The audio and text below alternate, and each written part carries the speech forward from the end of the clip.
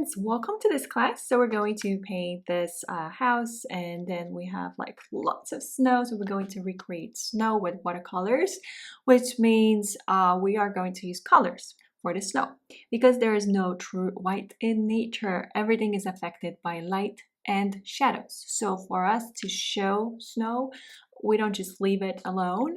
A lot of spots can be left alone, paper white, but for most of it we need to shade it. So we need to add some shadows, and the way like the sun is reflecting over the snow, we have clouds and sky, colors of the sky, the blue that reflects over the snow as well. So we're going to first focus on the sky, so create some of our clouds, and then we're going to move toward like all the snow below. But the first thing I wanted to do is apply some of this washi tape. So if you're not a fan of washi, that's fine. But since it is a card, I do want to have a frame, and I want to add some gold toward that frame. So that's just something that I decided I'm going to do, but you don't have to, of course. Something that might make it easier to paint the snow overall and preserve some of those some of the light that we see over the snow is actually using a little bit of masking fluid. So try to grab like an old brush, maybe stiffer brush, but definitely synthetic brush to apply masking. So I dip my brush in water first, and I'm grabbing a little bit of that masking. The first thing I want to mask is actually there's like plants right in front of the cottage, so right in front of this house. So I want to show there's some of these plants, and it's just much easier to preserve the light for these plants if I just quickly go through it. My brush strokes are pretty quick and kind of like dabbing on a paper almost. It's just so I have some light here. Other than when I start painting, I'll preserve the light too, and I'll shade everything. But this gives me like a guarantee, like, okay, I'm not gonna lose the light there. So that's the plant. There's other plants you can dry brush through too. Now when we have trees, you can kind of like add a little bit of the snow over the trees. So we don't really have trees yet, but we're imagining, right, the trees. And then you can again brush stroke through a little bit. And here's some highlights over this path. So it'd be nice to add a little bit of that, I guess, kind of like a just highlights over this snow. So we have some hills. I guess my sketch is a little different than what I see in the reference, but it's just a matter of a sketch. So this is like kind of like in the back, maybe that's what I was trying to do. So something going on here, some highlights. Some sparkles would be nice too, but we can also splatter water or use salt. So I'm going to quickly clean my brush, and I'll be right back, and by the time I come back, this should be dry. We're going to wet the entire paper and then start with the colors for the sky. So colors for the clouds and sky. So what we're going to do is capture the clouds first and then add blue in between. So the whites are going to be your clouds. However, it's not just going to be white, like paper white. We're going to use a combination of yellow, blue, red. Try to use like colors that you know blend well together and transparent, not opaque, because opaque colors it's just easy to get into the muddiness of colors. Let's just say it this way. So I'm going to use phthalo blue, maybe cobalt blue, and then quinacridone red as my red, and then imidazolone yellow. So you want to have also your colors pre-diluted on your palette. Quinacridone red, imidazolone yellow, the blues, phthalo blue, cobalt blue. And overall, we need to have some brown for the trees, painted wet on wet, I'm sorry. And then some indigo. And another thing is important to mention, what do we do about the rooftop that's covered in snow? I'm going to show this to you. When we wet, we don't wet the rooftop at all. Actually, in fact, we're just going to skip it all together, like the whole cottage. We're just gonna stay away from it, but we are going to wet whatever we have the snow. So around it, it's like basically adding water around the cottage, except like we can go over the areas where we added masking fluid. So let's just do that. Everything else, wet it. Try wetting it for 2-3 minutes. It's a smaller size paper. Maybe you're painting it much larger. If you're painting it like 9 by 12, I suggest wetting it for like 3-4 minutes, just so you have more time to apply colors wet on wet. Now you don't have to go exactly all the way toward the rooftop, like you can stay away from it. And the thing is that once you have color on your brush, it will be much easier to like see, okay, how far do I go, right? So we're going to start with the sky. And as you're wetting, just try looking at that reference and kind of studying these clouds. So how you're going to shape them, you never have to recreate like every single cloud, right? So you can just capture most of them. And for example, maybe this side right here where I'm wetting now, maybe that should be a little more bluish, and then keep the clouds maybe like here and here and here. So it doesn't have to be ever like, at least in my opinion, just basically exactly like we see in the reference. It's your painting, so you can change things up. Whatever feels right, as long as you follow like just to make sure you have the balance between light and shadows, there's a contrast, but the light and shadows are very important in every painting, because there will be no dimension unless you have shadows, for example. You don't want a flat painting, right? So we have to think about light and shadows. In the paper, it feels nice and wet. Maybe a little more water here on the bottom. I don't want to dry it out too much. I don't want puddles of water. Puddles of water means that the paint will spread too much. I don't want that. So I can stick with the same brush. What I want to do is grab a little bit of quinacridone red. There's my quinacridone red. There's my cobalt blue, either cobalt blue or phthalo blue. So I have the blue, red, and then I'm going to grab this red again. And then there's my yellow, but more yellow. You go. So this is my shade of gray, right? So it depends how much blue I add, or how much I'm actually adding a little bit of phthalo blue, of how much or how much red or yellow to determine if it's a yellow gray, blue gray, or red gray. So let's start with this blend. That's a little too greenish, so I'm going back to my palette. This is more grayish. So how do I want to really form these clouds? So like I said, I want them to be like kind of here in a way, and then maybe here, but I want to show like there's the blue sky as well. So you can use a different brush for this, for the creation of your clouds. So you don't need to use a flat brush. It's kind of easier, or maybe faster in a way. So there's my clouds, smaller clouds like on the bottom maybe, and then I'm going to clean my brush and then grab this phthalo blue, some of this cobalt blue, and I do want a little bit of quinacridone red as well. So there's my blue. Now where do I apply this blue? I want to wipe my brush on a towel. I just feel like I have too much paint overall. I just want to add it in this corner here, and then go through or in between some of these clouds, just to show that I have this nice color of the sky in between the clouds. Now, with clouds, you would have naturally more shadows on the bottom, so you want to kind of keep it lighter on the top. So you can go closer toward the cloud like this, but keep like this side a little lighter.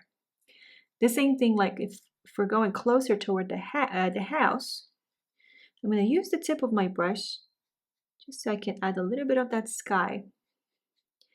And that alone, well, first of all, it helps me to shape the cottage.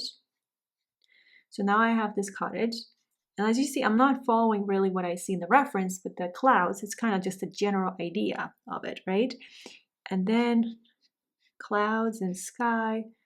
I'm going a little lower, just using the kind of like a flattened brush to do this. Now, what you can do is flatten your brush like this and make sure all dries smooth.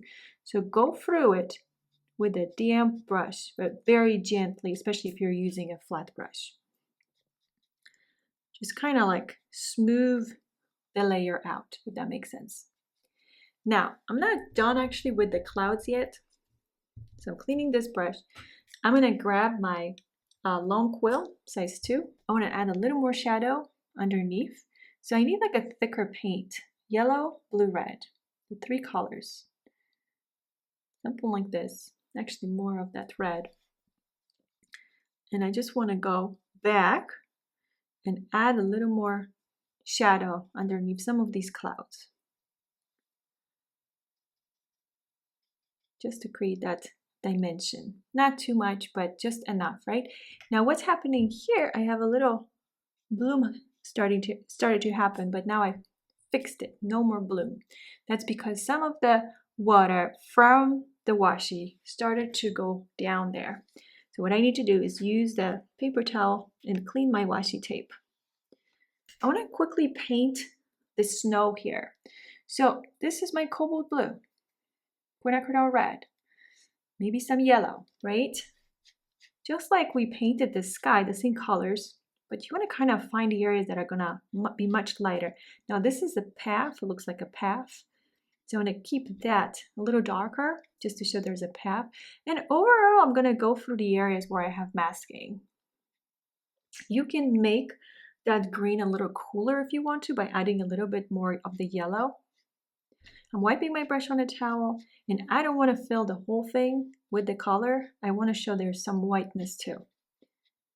So yes, we can still preserve some of that light. Now, the important part of this painting overall is going to be actually to add the foliage before everything is dry. Not all of the foliage, but most of it. So for example, we can use a round brush, such as this. This is my medium size brush, size 8. I'm going to grab some of this creamy paint. This is my Bonteak brown and some of the indigo. And this is when you can go here and add, first of all, we have like these bushes or whatever. So we can grab even a little bit of green too, because you would see maybe a little bit of that green popping through, right? So you would go underneath the area where you added masking here, for example. I want to show the separation of colors too. So I want to make sure it's not like just sap green. I want to show other colors, but you're quickly getting closer to the house because if you have contrast, that will show that, okay, first of all, like you don't have to do much work. Although this house, you know what, is a little darker. So maybe we shouldn't make it too dark next to the house. But here, the rooftop is much lighter. So might as well go above it and add some of these plants, some of the trees. So a little bit of that here. Then we have these plants. I'm grabbing a little bit of phthalo blue, quinacridone red, indigo, sap green. And I'm gonna go for these. It's kind of like we have something in the background, like a forest. Nothing has to be like perfectly like shaped or anything like that. It's very quick what I'm doing, just adding quick brush strokes. And I'm gonna switch to my rigger brush too in a second. So this is like a tree, just bigger or larger or longer strokes. You can also add like some plants here in the snow, like popping through, for example. That's fine too. And we have these plants, something like that. So what you could do, you could grab a rigger brush now. Same colors, cream taupe like ratio, I'd say. Cream taupe like ratio is what works for me. It depends how wet your paper is. And there's my blues, the blue tones as well. Creamy paint. And then I'm going to add some of these branches right above here. So you can recreate the shapes of trees plus some of these branches. Now, if you apply masking like me, then you would want some of that color underneath the masking just to show that there's that snow. So some of this snow, the branches here and there. And then we have this tree here, maybe some red with it would be nice. So this is creamy paint. And I'm going to create some of these branches. Now the tree gets thinner and thinner on top. This is actually nice because it's like more reddish, this brown, just FYI, like that. So you might like that too. Just add more red with your Van Dyke brown and a little bit of the blues too. What is that, like post or something? So I'm gonna grab more of the creamy paint. I'm not sure what that is on the road, but I can recreate some of that as well. Now we can start working on the cabin too. First, I just want to add some plants here and there. Cleaning my brush for the cabin, I'm going to grab a smaller brush, round 3, my sunboard details. The first thing I want to do is add the colors of the wood. This is my Van Dyke brown here. I'm going to grab some of this burnt sienna, quinacridone red. I want to also mix colors on the paper. I can even start with some of this raw sienna. So here it goes. This is water to milk-like ratio, the ratio between water and paint. You want to actually mix colors on the paper when you paint this. So now, for example, let's grab some of the raw sienna with that dirty brush. I just grabbed raw sienna. You can skip the little windows. So stay away from the windows, for example. And now as you go lower, you're shaping the snow on the bottom, right? So you want to stay away, however you want to shape that snow. Now it's okay if you touch the plant, like that does not bother me. But what I want to do quickly is grab a different shade. This is my Van Dyke brown quinacridone red, and I want some of the blue as well. So follow blue, because that's how I'm gonna change the shade of it and make it more like what we see in the reference. That blue will help. The key in general is to mix colors on the paper, not your palette, because you're painting with watercolors. So you want to see the separation of colors. So you don't have to do too many details. That's the thing. And then when you look at the rooftop, first of all, this is a little darker because it's shadowed. But we have a piece, and I'm trying to figure this out. Okay, like something like this, and this should be like a little darker, a little shadowed, right? So I went a little bit on a background, but again, I don't care. This is quick painting, and I don't mind if anything kind of bled over. So that's my cabin right there. We do have like windows, and of course we can paint the windows too. We can add that later. If we try to add too much now, it might just not look as clean because the colors might bleed too much and it's a smaller painting. What we could quickly do is grab a little bit of that blue that you have already, because we've been mixing colors. Grab some of the blue, red, yellow, like a shade of gray. And you can go here, but try not to touch the wooden parts. But try to add the shadows that you see right underneath this. So just little shadows to show like over the rooftop there. Not too much, but we do see a little shadow, so might as well just add a little color there. And what else can we do, right? So we have to wait for this to dry, and then we can remove the masking fluid, and then we can basically just add maybe some of the blue shutters over the windows. What we could do is grab a little bit of those darks again. We do see some shadows on the inside overall. So we can just add a little smaller like dots, basically. You go with like dots just to show there's something going, but not too much. And it's really up to you how detailed you want to go. But if you're adding shadows, it might just add more color to it with the blue tone. So for now, I'm just gonna walk away from this and let it dry. Hi friends, welcome back. Everything dried. So the next step would be to remove masking. This is my pickup cement eraser, just this rubbery thing that looks like an eraser, but it's much better for masking. For the masking fluid. And actually also removes a little bit some of the sketch lines, which is nice. Now, if things feel too light, you can grab a smaller brush. This is my round 3, and you can grab that yellow, blue, gray. I'll show you what it looks like on my palette. It's kind of like dirty, but I'm grabbing something that doesn't feel too mixed up. And then you can just add a little bit, maybe on the bottom, for example, to add some shadows to your snow. So I'm not gonna do too much. I just like the way it is. And then I was talking about like the window shutters, right? So you want to grab a little bit of the blue. Let's add a little bit of red to it, milk-like ratio, maybe water-like ratio, and then very quick stroke on each side if you want some color. So something like that. But there's really not much to this. Just a quick strokes, just like this, basically. Very fast. So now that everything dried, I think it makes more sense when I was explaining about adding shadows on the bottom of the clouds, right? So it feels heavier on the bottom, just like here and here and here. And then we have the lighter clouds on top. And then we have all the blue sky popping through. So I'm going to remove the washi now.